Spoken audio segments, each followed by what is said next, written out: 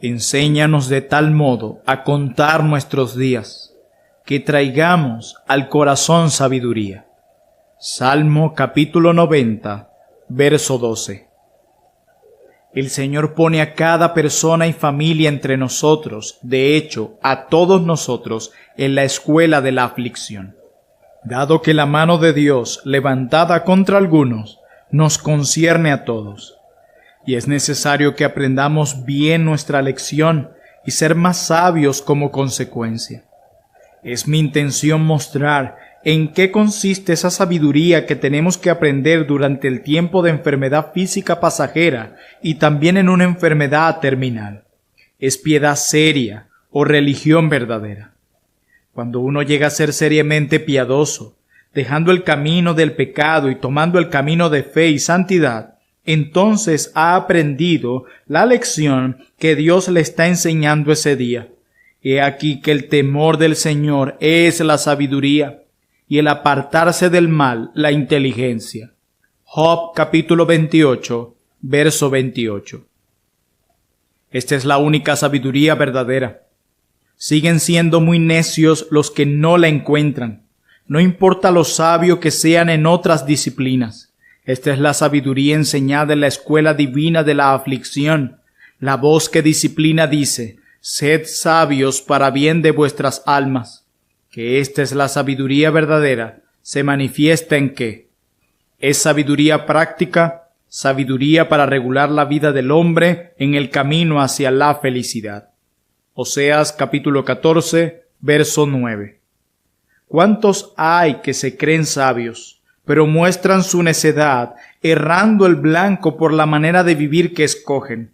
Es la sabiduría, es decir, el temor del Señor, lo que pone al hombre en el verdadero camino de la felicidad, el cual es fe y santidad.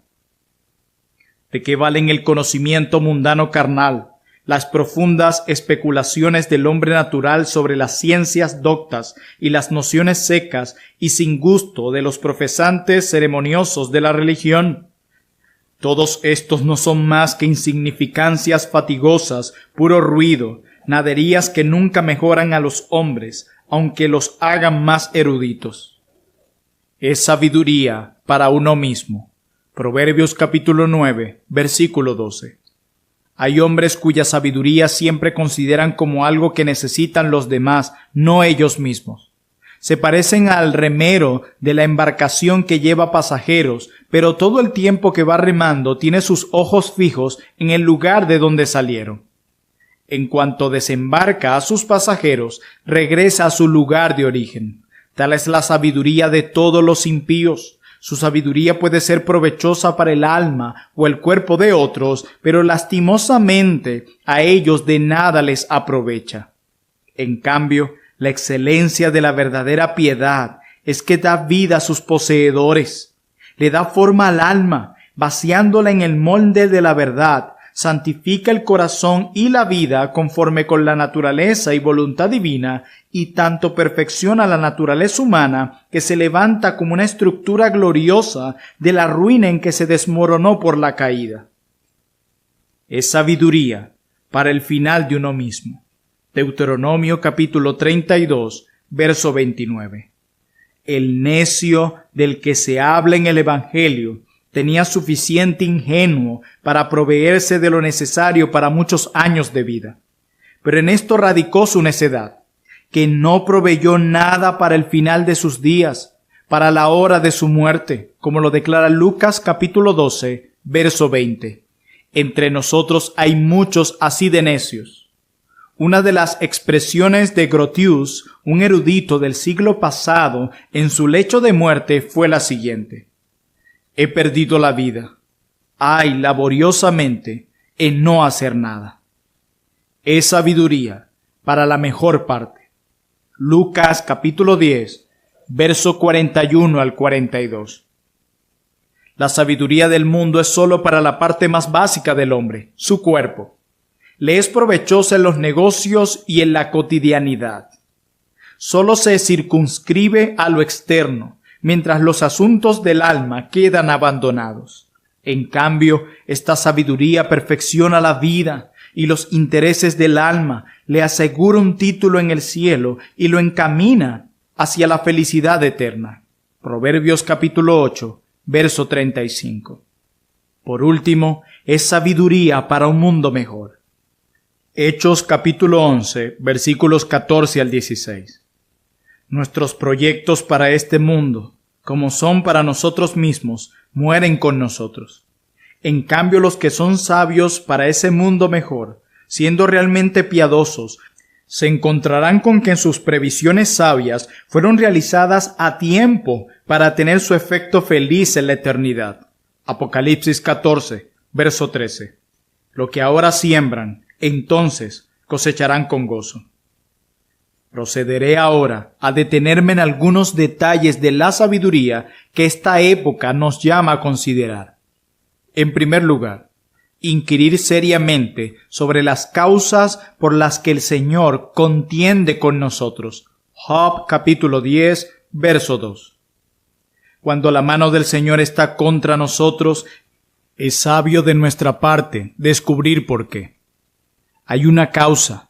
Él no nos hiere sin una buena razón, y si no la conocemos, nuestro corazón no puede lamentarla. Dios contiende con la congregación y el mundo en general. Será bueno tomarlo en serio. Dos cosas parecen ser la razón principal. Número 1. Abuso y mal uso de las misericordias y los privilegios espirituales. Así amenazó el Señor a la iglesia del Antiguo Testamento. Si no cuidares de poner por obra todas las palabras de esta ley que están escritas en este libro, temiendo este nombre glorioso y temible, Jehová tu Dios, entonces Jehová aumentará maravillosamente tus plagas y las plagas de tu descendencia, plagas grandes y permanentes y enfermedades malignas y duraderas. Deuteronomio capítulo 28, versos 58 al 59. Tal cuestión causó una dolorosa enfermedad a la iglesia de Corintio. En 1 Corintios capítulo 11, verso 30. Las divisiones visibles y el abandono de las ordenanzas en el país son causas de juicio, y el pecado no tratado por el cual se derrama desprecio sobre las preciosas ordenanzas del Evangelio, empañan el éxito del Evangelio por los muchos obstáculos que anteponen en el camino de las almas que se beneficiarían de estas ordenanzas. Es así que se escupen los mosquitos, pero se tragan los camellos con respecto a lo que la culpabilidad profunda hace para impedir el bien espiritual de las almas que perecen. Y ¡ay! Cuán evidente es nuestra infructuosidad bajo los medios de la gracia. Cuán pocos son los favorecidos por el Evangelio predicado. La palabra de Dios es despreciada e ineficaz para nuestra reforma. Su santo nombre es profanado, sus días de reposo son violados, los sacramentos son descuidados por algunos y profanados por otros con sus vidas impías e indiferentes. ¿Por qué es de extrañar que por esta causa estén muchos enfermos y debilitados entre nosotros y muchos duermen? 1 Corintios capítulo 11, verso 30. Las advertencias y reprensiones de poco valen. La convicción es rara y la conversión es aún más rara. A muchos no les queda ninguna apariencia de piedad y a pocos les queda más que la apariencia de ella. Muchos claman contra los pecados de otros, mientras las manchas visibles en sus propias vidas no los lleva a golpearse el pecho y a exclamar: ¿qué he hecho? Dios no quiera que el desprecio y abuso de los privilegios del Evangelio nos saquen del reino de Dios. Número 2. Abuso y mal uso de misericordias temporales. Es dado observar que la promesa de abundancia dada a la Iglesia y el uso de su abundancia de una manera piadosa viene acompañada de la promesa de la desaparición de la enfermedad. Esto nos dice que Dios castiga con enfermedad a quien abusa de la abundancia. Dios ha dado al país años de abundancia, ¿y cuál ha sido su uso sino el desprecio a Dios y a las normas de justicia y rectitud, aumento de orgullo y vanidad, y ebriedad por el abuso inusual de esa bebida fuerte que nunca fue ordenada para ser tomada ordinariamente. Los amos que rompen el yugo unos a otros se menoscaban y debilitan por toda la comarca. Los siervos rompen sus cadenas, haciéndose ingobernables y desleales. El año pasado di una advertencia de la palabra de Dios contra estas cosas en particular, pero me parece que desde entonces han aumentado. No es de asombrarnos entonces que Dios haya tratado con nosotros de manera diferente este año. Dejemos que estas cosas sean pesadas en balanza por todos nosotros a la vista de Dios, y dejemos que las personas en lo individual y como familias, especialmente los que han estado o están bajo la vara correctora de Dios, inquieran cuáles son las causas de la contienda de Dios con ellos, para que puedan ver por qué el Señor contiende. Número 2. Ser humillados por las cosas que causan la ira de Dios y volver sus corazones a Dios, quien sufrió en la persona de Cristo. Esto sería lo más sabio para nosotros. No es el momento de vivir como los pecadores cuando Dios se ha levantado para alertarnos. Es el momento de caer humillados ante Él y por medio de un cambio radical apartarnos de los caminos que provocan a Dios. Escuchemos la voz correctora de la vara. Clama a gran voz dos cosas en este día. En primer lugar, aprovechemos al máximo este tiempo para escuchar el Evangelio. Algunos sermones han sido los últimos que algunos pudieron escuchar. Algunos escucharon el sermón del día del Señor con buena salud y al siguiente domingo estaban en la eternidad. Esto nos dice, escucha cada día como si fuera el último. Número 2. Valoremos mejor las misericordias temporales, no sea que provoquemos que Dios nos las quite. La salud, las fuerzas y otras comodidades temporales han de ser administradas con sabiduría, porque su duración no depende de nosotros. Eclesiastés capítulo 9, versículo 10. Número 3. Ocupémonos y asegurémonos de la eternidad mientras vivimos. Recordemos la parábola del constructor prudente y el constructor insensato, y lo fácil que es descuidar estos asuntos mientras gozamos de buena salud y tenemos fuerza. Número 1. Cuidémonos de no perder nuestros intereses de más valor por culpa de un corazón engañoso, un mundo traicionero y un diablo astuto.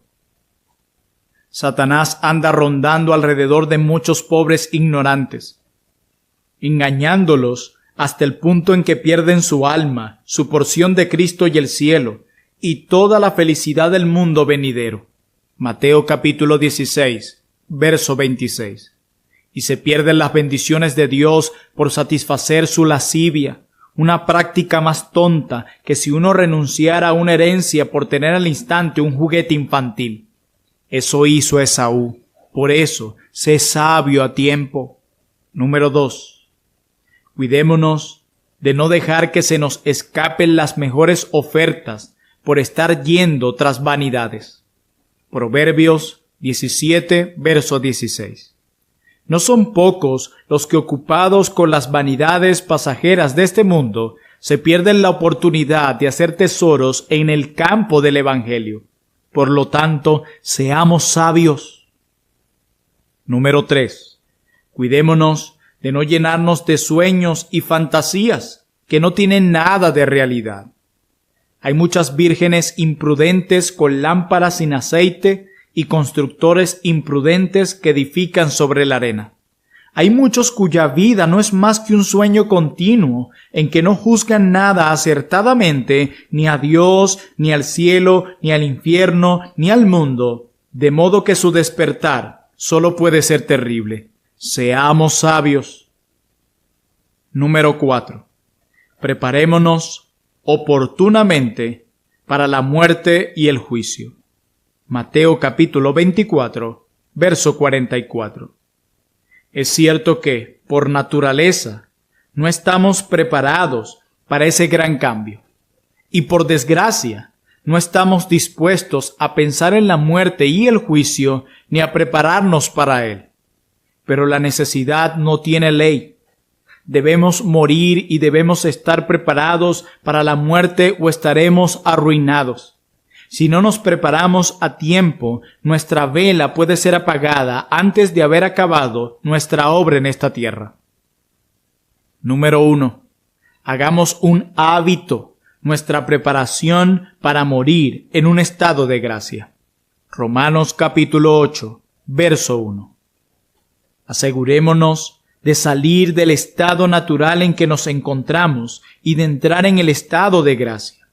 Y entonces, venga la muerte cuando venga, nos transportará directamente al estado de gloria. Son dos cosas las que aquí nos tenemos que asegurar. Número 1. Asegurémonos de que ya tenemos una morada en el cielo. Allí no entrará nadie que no tenga derecho a ello. Los demás recibirán un portazo en la cara. Pero puede ser que nos preguntemos, ¿cómo hago para tener derecho de ir al cielo? Respuesta: desposémonos con el heredero, y el cielo será nuestra dote. El pacto eterno nos es presentado en el Evangelio.